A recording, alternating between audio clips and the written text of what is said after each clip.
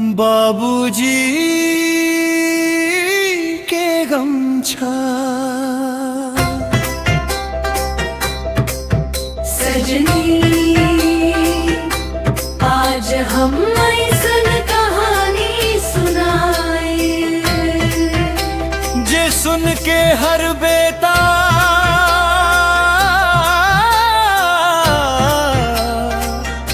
अपना बाबूजी के याद करी। का भैले भाई काहे अखियां भराइल बा, काहे तोहर आवाज इतना दर्द सुनावत बा। गाँव के एगो बूढ़ बाबूजी रहले सादा धोती कांधा पर पुरनका गमछा। बेट पढ़ लिख के शहर चल गईल, रोज कहे बाबूजी जल्दी लौटब। दिन बीतल महीना बीतल गमछा ओही खूंटी पर कटल रहल।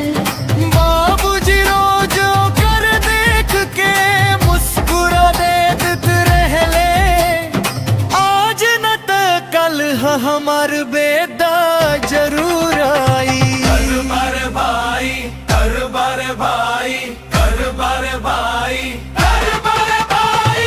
गमछा लहराए अंगना में, अखियां राह निहारे। बेटा के आस में बाबूजी दिन रात गुजारे। नेह के दौर में तोड़ा हो, घरवा के मान न छोड़ा हो। फेर का भइल बेताइल की ना, एक दिन छुट्टी मिलल, बेटा भागत भागत गांव पहुंचल। और खुलल रहल खूंटी पर गमछा त टंगल रहे, बाकिर बाबूजी अब चुप रहले। बेटा गमछा सीना से लगा के रो पड़लल। बाबूजी माफ कर दी मैं हो देर हो गई।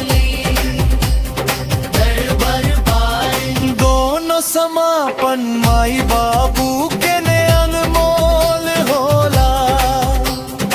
ओकरा से बढ़ के ना धन दौलत होला।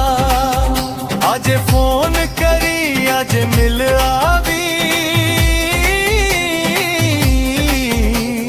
जीत बेरा आप लोग के गले लगाई। दिल से गावत मुकेश दा, दिल से गावत